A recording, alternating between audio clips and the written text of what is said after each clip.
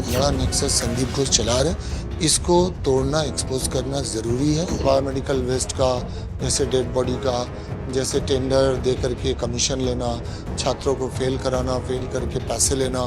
संदीप घोष खुद करप्टेड आदमी है और वो एक माफिया के जैसा।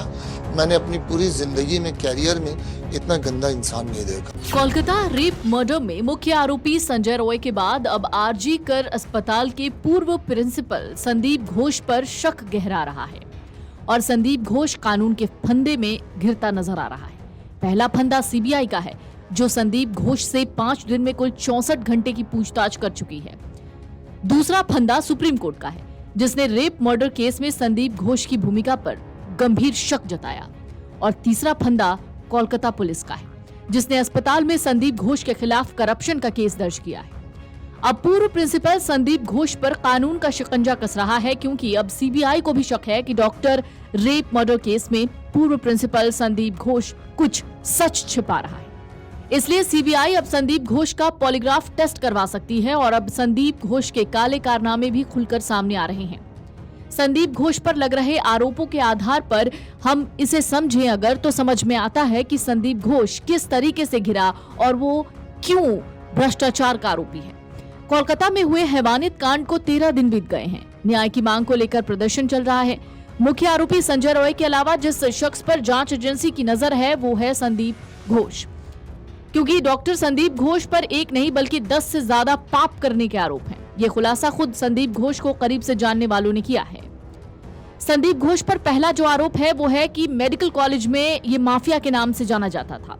अस्पताल में लावारिस लाशों की बोली लगाता था, लावारिस शवों को दूसरे अस्पतालों में बेचता था, छात्रों से वसूली करता था। इस तरह के घोटाले में लिप्त था संदीप घोष। आरजी कर मेडिकल कॉलेज का पूर्व प्रिंसिपल, जिसको जानने वाले डॉक्टरों का दावा है और वो हैरान भी करते हैं कि संदीप घोष पहले भी भ्रष्टाचार के आरोप में घिरता रहा है। लावारिस लाशों का सौदा करके दूसरे अस्पतालों से डील करना उसे बहुत अच्छा लगता था। इस काम के बदले में संदीप घोष मोटी रकम वसूलता था। खुलासे के मुताबिक डॉक्टर संदीप घोष पैसा लेकर मेडिकल छात्रों को पास कराता। अगर कोई पैसा नहीं देता तो उसे फेल कर देता। इस काम के लिए उसने मेडिकल कॉलेज में कोकस बनाया हुआ था, जिसके जरिए वो छात्रों को डराता और धमकाता था। हैरानी की बात यह है कि डॉक्टर संदीप घोष को करीब से जानने वाले डॉक्टर उत्पल बंदोपाध्याय ने भी 1000 पन्नों की एक रिपोर्ट बंगाल के हेल्थ सेक्रेटरी को दी है। लेकिन 1 साल से ज्यादा वक्त गुजर गया, इसके बाद भी विजिलेंस विभाग ने कोई कार्रवाई नहीं की। हैरानी की बात यह है कि डॉक्टर संदीप कॉलेज का प्रिंसिपल था, लेकिन पावर दिखाने के लिए बाउंसर भी किसी फिल्मी स्टार की तरह लेकर चलता था। खबरों के मुताबिक संदीप घोष पर सरकारी पैसों के दुरुपयोग करने का आरोप है। बांग्लादेश से अवैध बिजनेस तक में लिप्त होने की आशंका है।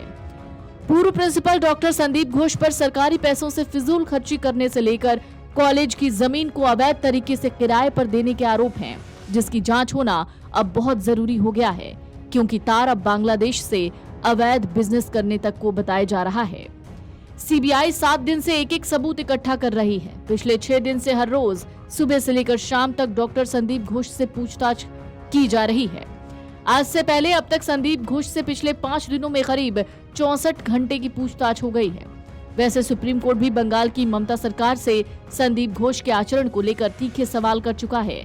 साथ ही हत्या के वक्त संदीप घोष की मौजूदगी पर भी सवाल उठ रहे हैं। सवाल ये भी है कि क्या मुख्य आरोपी संजय रॉय के बाद अगला नंबर डॉक्टर संदीप घोष का है। Video desk amarujala.com। अगर आप ये वीडियो YouTube पर देख रहे हैं तो हमारे चैनल को सब्सक्राइब करें और बेल आइकन को दबाना ना भूलें। अगर आप Facebook पर ये वीडियो देख रहे हैं तो हमारे पेज को लाइक करें।